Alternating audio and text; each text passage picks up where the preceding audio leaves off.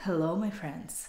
Today I'm going to present to you the worst romance webtoon that I've ever read. My Lord the Wolf Queen or My Master the Wolf Queen are some of the possible translations of the title.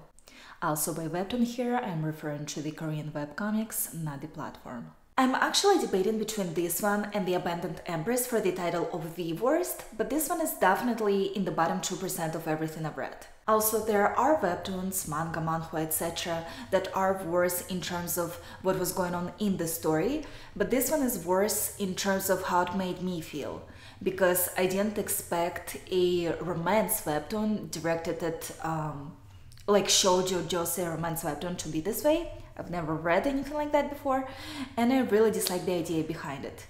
Also, everything I say is my extremely humble, extremely subjective opinion, so I realize not everyone is going to agree with what I'm saying. Before I start reading any story, I like to read the reviews for the story, and one of the top reviews for this one said something along the lines of, the author of the story is probably some crazy feminist, she made her female lead some strong alpha male who everybody has to respect and who everybody is afraid of, this is terrible, etc.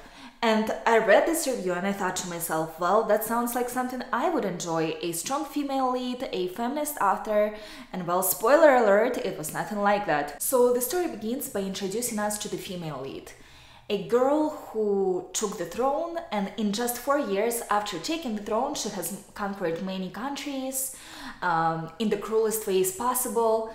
And to show us just how cruel and ruthless she is, one of the opening scenes is shows us a merchant who is trying to sell her a fake fabric, some fake fabric. She of course realizes it's fake because she is so smart, and then she decides to punish the merchant by making her wolves eat him alive. Nothing infuriating in my opinion so far. But then we are introduced to our male lead, who used to be a prince of some kingdom until that kingdom got conquered by another kingdom, and then he was taken as a slave to serve the princess of a crazy princess of that land. And that princess, the one that he now belongs to, humiliates him in every way imaginable. She makes him dress like a girl, act like a girl, she makes him undress in front of everyone for everybody's entertainment, she keeps him on a leash, and whenever he is hesitant to comply with any of her orders, she physically assaults him. Then our female lead visits this country, and our male lead, thinking that he finally found his rescue, begs her to take him to her kingdom, which she agrees to. And right after she takes him to her land, he is immediately forced to dress as a woman again. Actually, no, he is given some time to rest, then he is dressed as a woman, and then he is forced to serve the queen in her chambers at night. He says he doesn't want to, she says he has no choice, so he comes, she rewards him, then she smokes a cigar like an alpha male she is, and then she rewards her concubine for serving her well at night. And after this scene, I just dropped this shit and never looked back. I mean, I actually did to make for the purposes of this video, unfortunately. Otherwise, I would rather not ever open this webtoon ever again. And all of this happened in 8 or 9 chapters, so I didn't even last 10 chapters with this webtoon. And the comments for this webtoon were infuriating as well. People were saying things like, well, she's a strong queen, what do you expect? It is only natural for her to act this way. Every other man would be grateful if he was in his place. So for me, everything from the webtoon to the readers, this whole experience was really infuriating. So the least thing I can say, the mildest thing I can say is that I disliked it. And I read some spoilers too about what was going to happen later in the story, and sure enough, there is some tragic story that is going to be revealed about the female lead's past that is supposed to redeem her and make the readers feel bad for her, and then she becomes all sweet and shit, and then there is sweet romance and eternal love that develops between the two. So I'm really glad I dropped it, and I'm just thinking to myself, like, how the fuck, how is this even acceptable? The guy is happy to escape from one abuser, ends up with another abuser, and all of a sudden it turns into something romantic.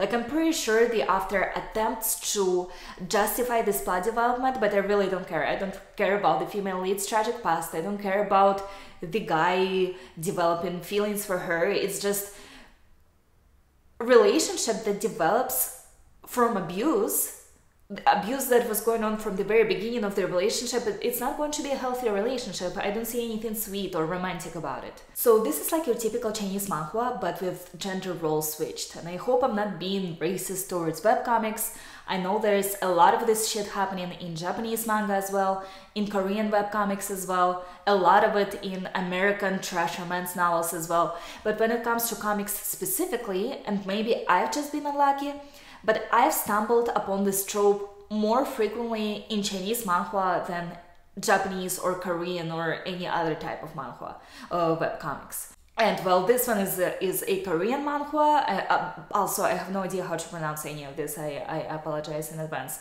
This one is a Korean one where she takes this typical trope of a powerful guy abusing the girl who has less power, and then they fall in love. So she just switched the gender roles, and bam, we got a masterpiece of feminism and social justice. And well, if there are so many stories like that, where a powerful character abuses and assaults a less powerful character and then they end up being romantically involved, why do I think this one is worse? Is it okay for a guy to do it, but when a girl does it, it's suddenly wrong?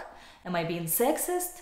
Well, no, I think it's unacceptable for anyone to do that. It's not okay for a guy to rape a girl. It's not okay for a girl to rape a guy.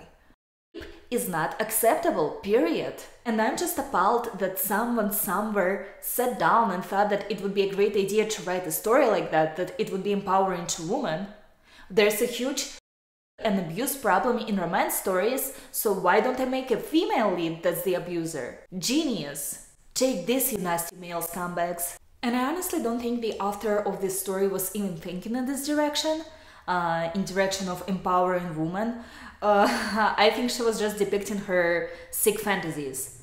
And I know there's a kink like that, so I guess I shouldn't be judgmental, but I believe that even if it is done for such purposes, it has to be 100% consensual.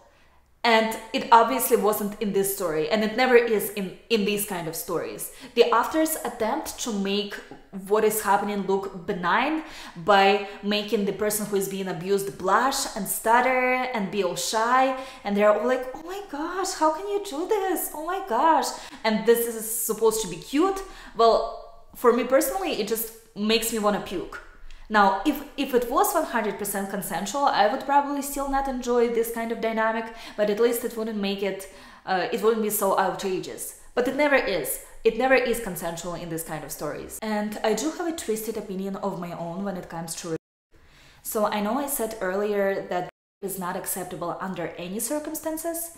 Well, there is one instance where I think it is acceptable to an extent, and that is when the one being is the rapist or was the rapist. So for instance, if a guy rapes a girl, I think it is okay for her to do the same thing to him later on. Or if somebody else does it to him later on in the story, so that he feels the same pain as his victim did.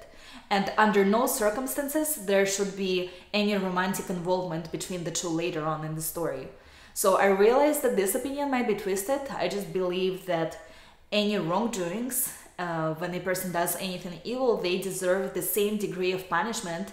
They deserve to experience the same pain as their victim, as the people they inflicted harm on. So this is it. This is the end of my review. I gave this webtoon a 4 out of 10 for some reason. I don't know why it's this high. It should be lower, but to put things shortly, I don't recommend it.